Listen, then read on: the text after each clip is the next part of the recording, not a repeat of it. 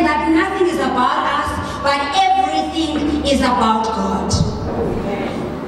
By the end of August, we should have shifted our thinking and our understanding will be better in knowing that there's nothing personal. Nothing is directed to me. No one is fighting me. But everyone or everything else is fighting the God in me. Hallelujah. So it's not personal. So don't personalize it, otherwise it's going to kill you. But when you understand that everything in me and everything about me is about God, then this is heavenly citizenship.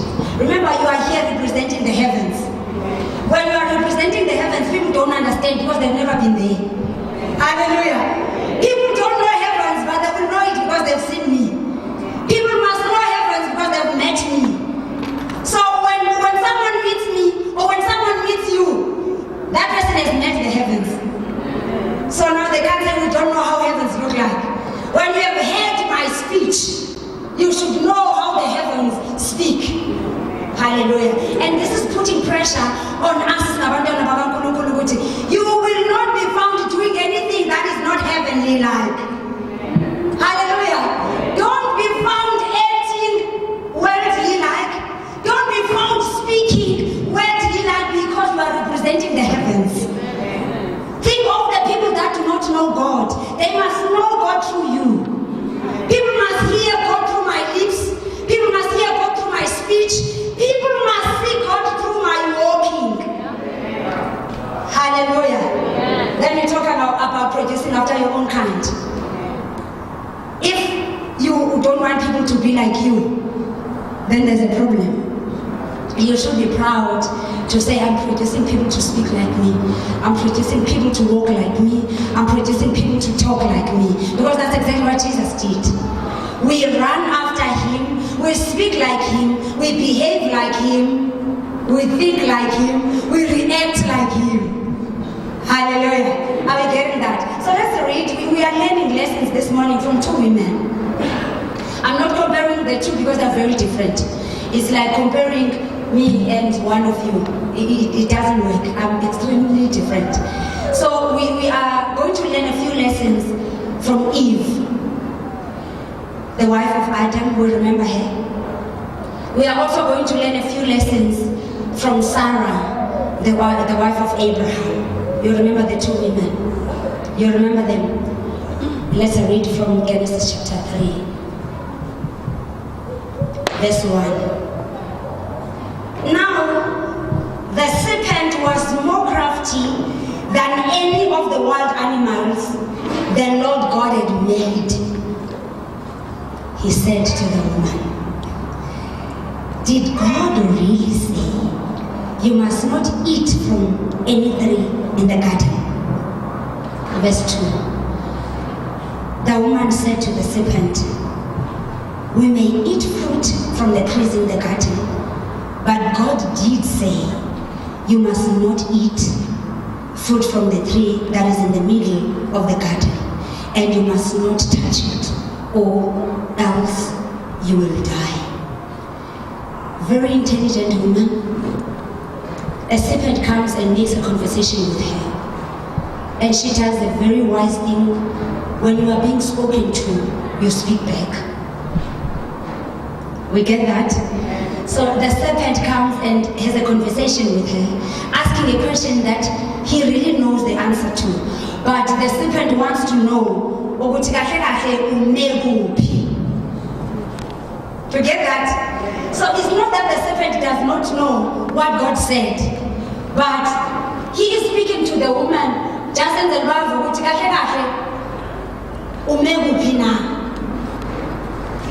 did God? The serpent is not even saying, did God say you must not eat here?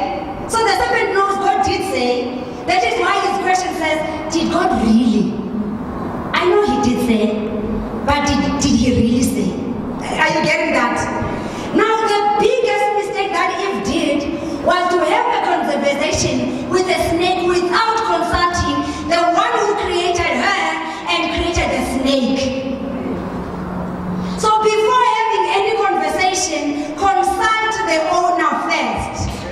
Because you're gonna get into trouble by getting into conversation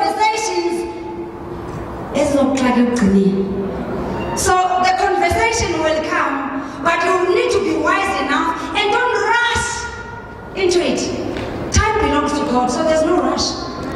I will give an answer, but I will not be pushed to giving an answer. Because when I give an answer, I want to give a correct one. When I give an answer, I want to give a good answer.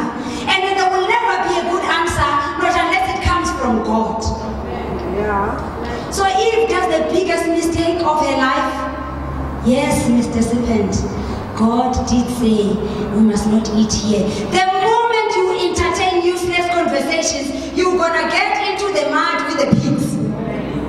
And when God comes, you are dirty like the pigs. And you just need to identify that a pig has spoken. Let me consult the creator of the pig and see what should I say to this pig that is talking. Ladies, are you getting this? Yes. We are learning from this woman. We don't want to do the same mistakes that she did. So we are wise in 2018. We are going to act differently because we understand it's all about God. Yes.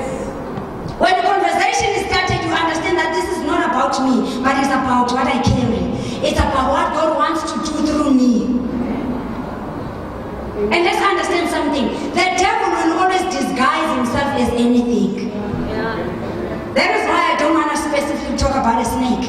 Because it could have been a man. It could have been a sister. It could have been a bag. It could have been money. It could have been family. It could have been church. It could have been a pastor. It could have been anything. The devil disguises himself as anything. Because remember, the devil cannot create anything. He is just a good imitator. He takes what God has created, he polishes it to look like the one that God has created so that he can use it for his advantage. Now we are wise enough to say, I see you. I am going to consult first. You are so not going to get me. I will not be like Eve. There is no conversation that I'm going to be pressured into. If God has not spoken, wait, I will answer. I'm still consulting. Yes. Then where are we going to go? It's where you created me. You created Adam. You created the place that we are staying in. And you created this thing that is coming to have a conversation with me. And I'm not really sure where it's going with the conversation. But I'm not going to answer because I want to hear from you and then you know you created it. I don't know what is the thinking behind or what is the motive behind the conversation. So therefore let me ask the one that knows the thoughts of the snake before the snake opened its mouth to me. Are we getting it, Razalam? It's all about God. So we need to be wise in 2018. Let us not give answers that we do not know because we're going to get into trouble. You will love this when we talk about Sarah. Sarah is the messy one. I think Eve was better. At least she didn't do much. Sarah is like all of us. She thinks, she decides, she instructs, and then she blames. It's a mess. So we're saying consult God first. We've already spoken about the devil will disguise himself as anything and as anyone. All of us, we need to consult God. We need to sharpen our ears and our eyes so that we can see that this is the devil, it's not God. Hallelujah. Can we do that? So you need to stay in touch with God so that you know the tone that does not come from God. You know the voice that does not come from God. You know the actions that are not coming from God. And let's keep this in our mind. The devil will disguise himself as anyone. Devil can even disguise himself as a pastor. Because and then that is why we need to sharpen our ears to listen and discern. You must identify which spirit is this. Before I follow or before I answer, let me identify, is this God or what exactly is it? Hallelujah. Are we getting the point? Are we still alright? Yeah. Prayer is the only way. There is no way that you can identify that this is the devil or this is God. Because only in prayer, then your eyes are sharpened and your ears are sharpened to the voice of God. Otherwise, if Lord. Any noise is the Holy Spirit.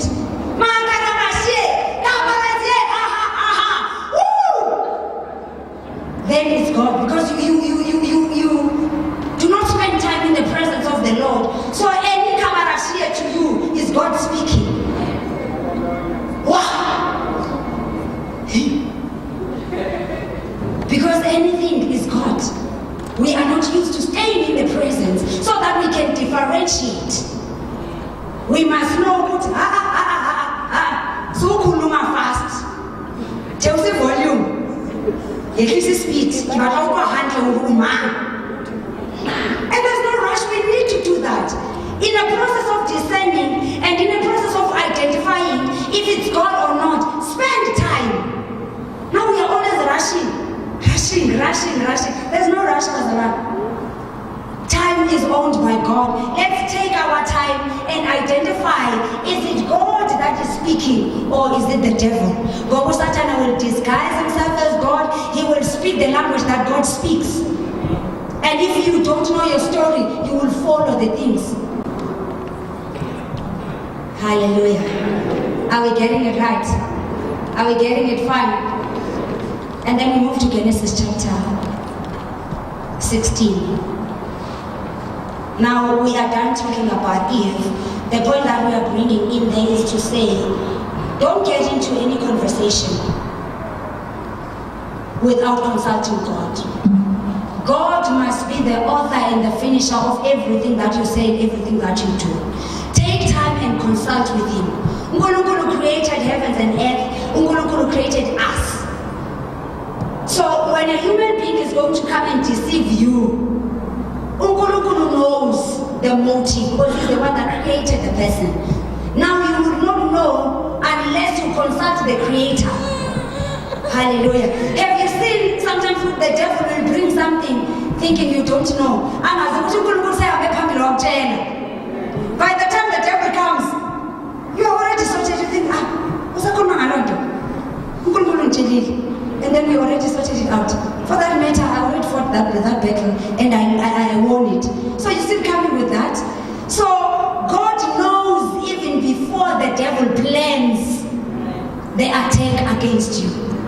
But we need to be alert as women, as men, as the children of God. We must be alert, otherwise we will be found in the mud with the pigs. Amen. Genesis chapter 16. So I'm going to read this very quickly from verse 1 to verse 6. Now Sarai, Abraham's wife, had borne him no children. Underline that. So she had no children. She had an Egyptian slave named Hagar. So she said to Abraham, the Lord has kept me from having children. Go sleep with my slave. Perhaps I can build a family through her. Abraham agreed to what Sarai said. So after Abraham had been living in Canaan 10 years, Sarai's wife took her Egyptian slave Hagar and gave her to her husband to be his wife. Did you underline that? So Sarah takes the slave, gives the slave to the husband to be his wife. He slept with Hagar and she conceived. When she knew she was pregnant, she began to despise the mistress. Then Sarah said to Abraham, you are responsible for the wrong that I'm suffering. I put my slave in your arms, and now that she knows she's pregnant, she despises me. May the Lord judge between you and me. So we're finding another woman here. Her name is Sarah. He was Sarai before her name was changed to Sarah. She's a wife to Abraham, and at the time she was not having children. Not that she was not going to have children, but at the time she did not. Not that it was not in the plan of God, but Sarah did not know. So it is part of God's plan, but she doesn't know. And out of her not knowing, she's going to take some drastic decisions that are going to bite her so bad that she's going to start blaming other people for her own decisions. Are we still alright, home? Now we look at Sarah. I don't see Abraham not have children, not having children. There was never a complaint from him.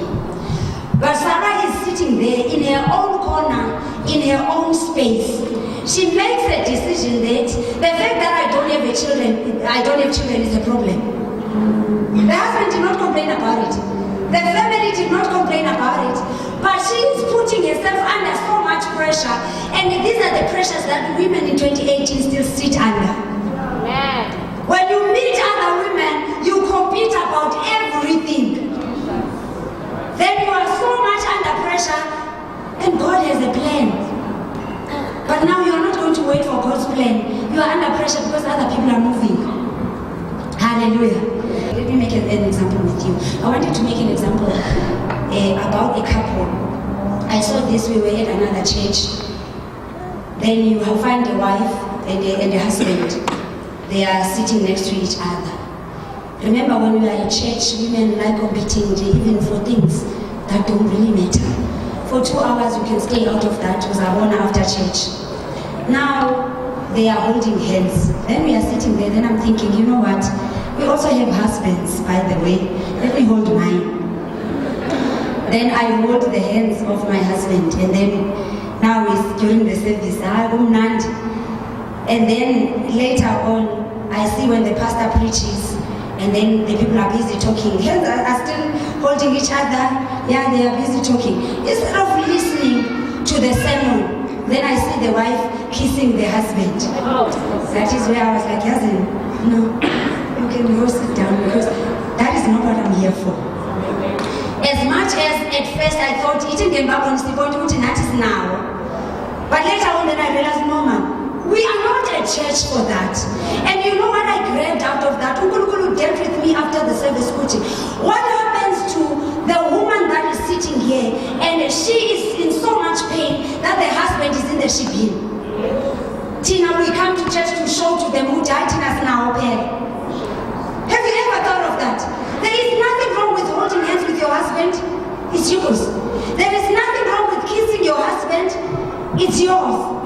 But will it kill you to be considerate to other women that are going through a lot of things in their marriages?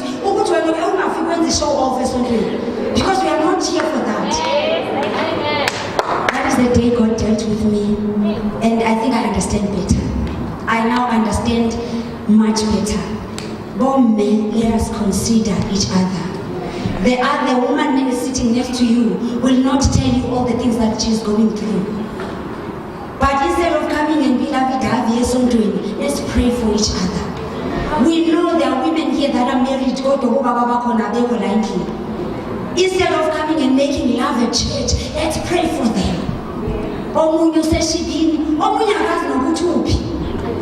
Since I have last month, and now we come to church to show them what I get done. So now I'm my daughter. And God is saying, remember, life is not about you, it's about God.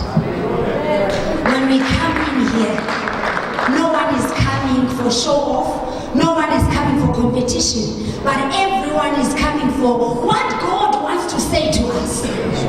Hallelujah. Can we use church mainly for that? Yeah. Can we use our gatherings mainly for that?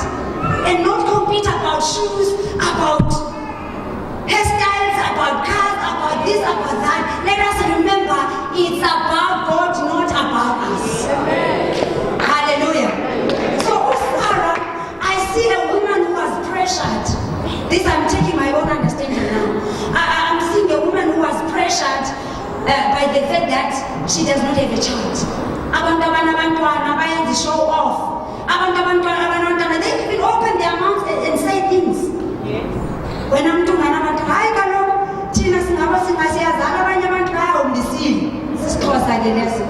to say we give birth, but other people are just decorations. Can you imagine? I'm making an understanding now for my own understanding. Maybe these are the things that she was going through. Yeah, no, she does not have children, but people have got children and they are saying things. She is made to believe that she's not a woman enough because she can't give birth. She's made to believe that she does not belong enough to the family because she does not have kids. She even forgets that there is a chance God has a plan about giving you children. And then she makes decisions out of the pressure. The biggest decision of her life. Sarah says, God, let me say this, I don't want to put it in my own. The Lord has kept me from having children. This is what she says. Before she even starts blaming anyone else, she starts blaming God. How many of us go through things and we blame God so much? We even forget that God loves us. He even died for us. God is not sitting in heaven wanting to make us feel pain. Instead, He wants to take us out of the misery. So Sarah starts the blaming game. And she's not going to start small. That's us. She's not going to start small. She starts by the main person, God Himself. God has kept me from having children. And as a result, I am going to make a quick decision because I have a solution for this mess. Biggest mistake of your life as a man or as a woman, making a quick decision out of pressures and not consulting God, deciding on your own. You will see the mess that she's going to end up in. Abraham said nothing. But now she's blaming God and then she's making a quick decision. Because that's us, we have solutions. Don't worry, you've got me. I have got this all figured out. Until it backfires. So she makes a quick decision. And then she overlooks the husband. Remember, the husband is supposed to lead the family, not me. Not her. The husband is supposed to give direction, not the wife. But in this case, Sarah decides, you are too slow for my liking. Dear husband, your thinking is very stellar. I will think for you, I will make a quick decision, I will even instruct you. This is a woman changing positions with the husband. Saying, this leading, you're not doing it well. Let me do it. Let me show you how the family is led. Woman, can you relate to that? Alright, we are blessed here with fast husbands, fast thinkers. There's never been a time in our lives where we have to actually show them how the leading is done. But Sarah is stuck in that. This husband is slow. I am frustrated here. I am frustrated here. God is not making a plan. He is also not making a plan. Now I am going to bring a solution.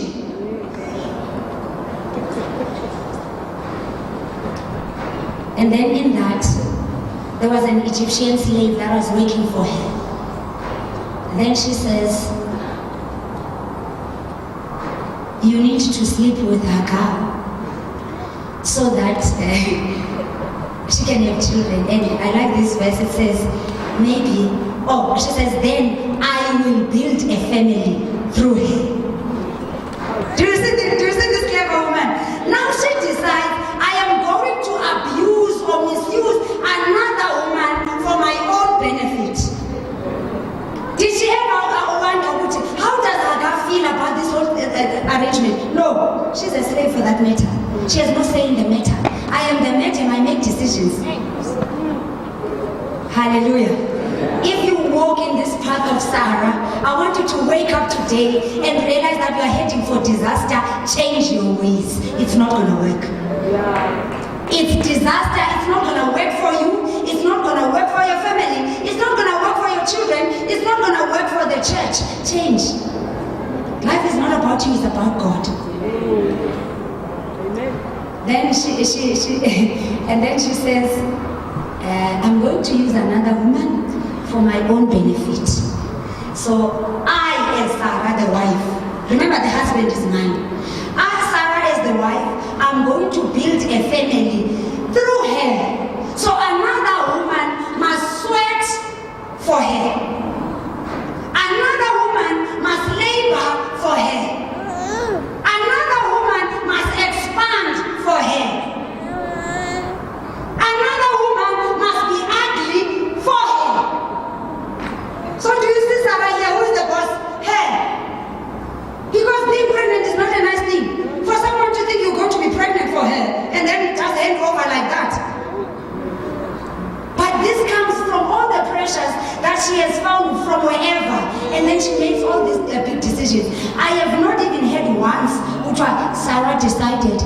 ask God. That was the biggest mistake of her life. She did not consult God at all. Had she consulted God, God would have said, sis, let me Canada is on my list. Imagine that. If she had consulted God, God would have said, Sarah, your name is here. Let me check and all the people that I'm going to give children in this year. Oh, Sarah, Abraham's wife. Oh yeah, you are here. Yes. All you have to do is just wait, trust me. But your name is on the list. Do you know that? Your name is on the list for something that you're thinking is impossible. Your name is on the list for something that you think God has forgotten. Your name is on the list for something that you look at and you're thinking, not for me. It will never. There is no such.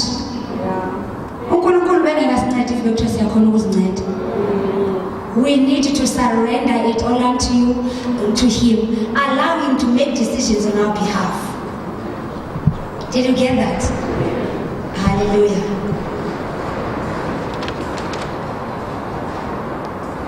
Now she wants to use another woman for her own benefit. And these are the lessons that I want us to learn, especially as women. And this is what we must not do. You do exactly this, you will suffer the suffering that this woman suffered. Because there is no blessing in doing all these things. We need to consult God, and all our decisions must be directed by Him. The sad part that I found here, I did not hear Abraham saying anything. Sarah was the one talking. All the time she was talking, deciding, talking. But can we shut up once? Just once, can we shut up? Just kind one pillar, you just shut up. And when you are quiet, it does not mean you are stupid. Thank you very much. When you are quiet, it does not mean you do not know what to do. When you are quiet, it does not mean you do not know what to say. But you are carrying so much wisdom that you are allowing this one up there to actually speak on your behalf. Hallelujah. Can we do that? Can we give God a chance?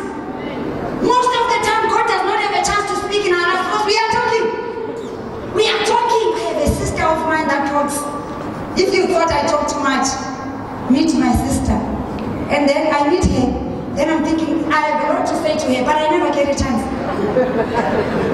And sometimes, because she does not want to be corrected, she knows I'm going to correct this and correct that, and so she must hide behind the talking. So true, and if I'm with her for 3 hours, she's talking, I don't have a chance. Now this was what is happening in this house. Sarah is talking. She's deciding, she's instructing people, she's directing the husband, she's taking the slave, she's giving. I'm not just giving you this person, Robana Len. She knows what must happen. Let me simplify it for you. Because maybe as the husband, you're wondering, when I'm giving you this, you don't know what to do with it. Don't worry, I am there. I do the thinking here. Your job, sleeping. This is Sarah saying to the husband. And the poor husband is saying nothing. And then he follows, poor guy. He does as directed. Because when we do not consult God, sometimes God will keep quiet and let you be. God will keep quiet and let your intelligence move. Hallelujah.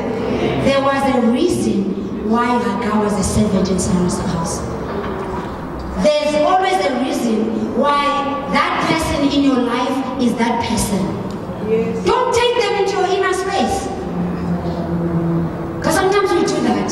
God gives you someone just for a season or to help you with something. But we drag the people. We bring them within. And then when we are here, we bring who?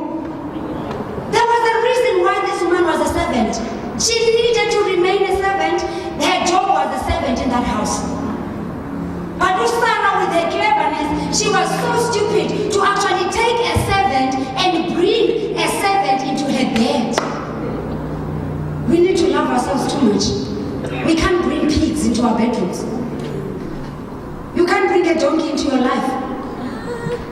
We need to love ourselves too much to say, all the people that are coming to my life, all the people that I interact with, all the people that I come across with, each and every one of them, there's a lesson that I need to learn. Yes. Until God says, this one, it goes beyond the lesson. Take them into the inner circle. But if God has not said that, learn the lesson and move on. Hallelujah. Are we ready to do that? Take the lesson. Remember, it's all about God. So everyone that I meet, there's something that that he wants me to learn from that. Let me take the lessons. Let me be a better person. Let me step up to another level and forget. Let them go. Because then we sit being hurt by people that God never meant for us to actually do the things that we are doing with them. And now when we are stressed about all the things that we are doing, we realize that the pots are not happening. Then we want to blame God. But God never said, let's do the pots. Let's do the pots. Hallelujah. Amen. I'm about to close. Then Uaga got pregnant. Watella Musajo after that. Amutella Sarah, Amutella. One of my show take, Sissy, was a clean fridge get up. Was a usul let and full let dust allows the way to say a word. Uaga. Yes. A fryer my I had a fork and knife in Sarah's house. Remember, this is a lesson. Atella Musaji, a fryer my head, I had a toast. Ajali busy. The house is dirty. The servant is there in the house. Remember, you have elevated the servant. You took the servant and you said, servant, me and you are on the same level. Now when the servant is actually taking the responsibility of the new position, now you have a problem. To a point where now Sarah had to actually chase her out of the house. Bazalwane, these are the lessons we must learn. Don't make decisions without consulting God. Atella Musadi, then Sarah now had no choice but to chase her away. And before even chasing her away, she goes to the husband. Remember, what did the husband say in all this? Remember what did the husband say in this whole matter? Nothing. He said nothing. Who was talking all along? The maiden. Now, she goes to the husband. She says, this is your fault. Now that this servant is now disrespecting me and doing all these things, I'm giving instructions, but she's refusing. This is your fault. She even goes, remember she started blaming God. She blamed God and now she blames the husband. And after blaming the husband, she even says, may God decide between me and you. That's us.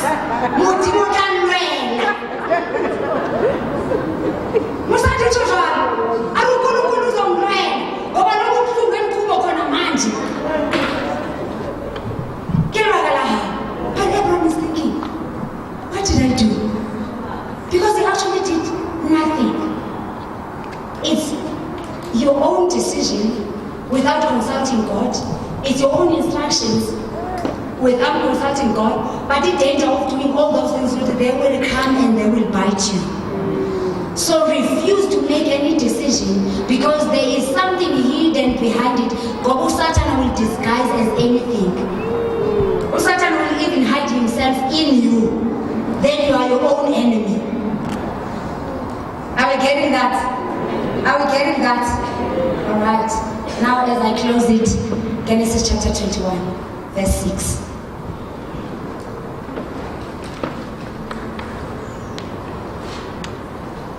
Genesis chapter 21, verse 6.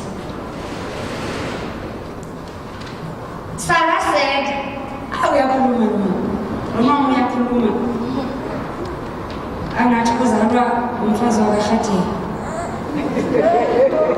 God has brought me laughter, and everyone who hears about this will laugh with me.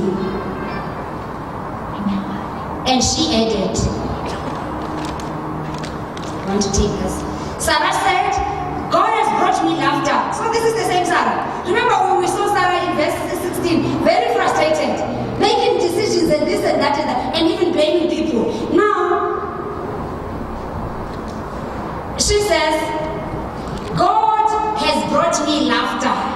and everyone who hears about this will laugh with me.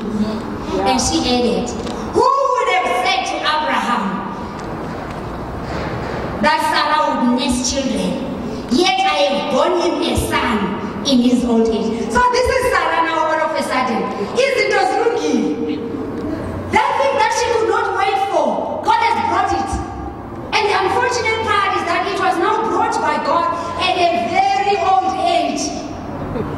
Remember, she took quick decisions. So God had to delay eating them again. Which is true. You will give back in your old age. I don't think that's nice. It's easier to give birth at an age that is younger than us. But in our just giving birth, I think it will be a problem. So Sarah, now she's making a statement. I love this woman though. But even now that God has done it, she's not quiet. She's like, who would have thought that in my late ages I would give a son to Abraham? Who would have thought? Oh, what is Sarah, the woman who can give birth, is dancing today? And I was touched by that. But with having gone through all these things, and then God comes through, and she realizes that I will not keep quiet about this. I'm the same woman that said bad things to people, that mistreated the other people, made quick decisions. But now that God has come through for me, the world will know. Can we do that? Amen. Now that God has come through for you, what God has done for you, remember, it's not about you, it's about Him. What God has done for you, it's not about your children, but it's about God. Hallelujah. The problem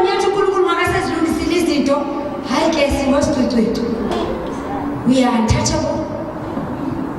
We have no time for the low-level people like you. We have no time for low-level churches like this one. We have, we are this, we are that, we are that. But now that God has come through for you, this is the time to dance around and they will know. Let's do like this, woman. Let them know. Make noise and ubatina abantu ubatshele ngokulunga kaNkulunkulu. Hallelujah. As I close it, then I say God is faithful. Don't rush, but trust God and wait. Trust God and do what?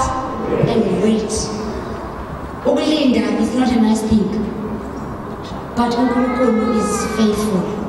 If God said wait, do exactly that. And the devil, while you are in the waiting, the devil will be disguising himself by many things. And most of the things, they will look like exactly the one that you are looking for. Some things, they will look like the one that you are waiting for. Yeah, ladies. Do we have single ladies here? Hallelujah! It happens. The one that you are waiting for, the devil knows, God knows, and the devil will disguise and bring them. Hallelujah. And you are supposed to just learn, take some lessons, and let them go. Yeah. But uNkulunkulu has a plan. Hallelujah. Let me have my last slide as I close. So the blaming game never works. But the tables will turn. And then you'll be blaming people and blaming this and blaming church and blaming that one and that one. Consult God and then you will not blame anyone. I think Futi was not blaming God because he's not bothered. God is God. He's not moved by us. And then I've got these few sayings. These are created by me. Amen.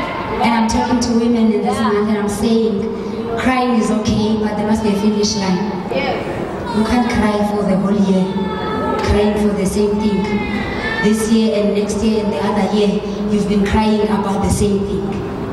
Have a finish line. Give your tears a timeline to say, I am going to shed you until this point. After this point, I'm shedding no tear. I'm done crying. Especially crying for the same thing. The world and everyone in it, they owe you nothing. You owe yourself to God and God will be with you. but thinking that people will put their lives on hold for you, they will not. Don't put your life on hold for someone, because they will definitely not do the same for you.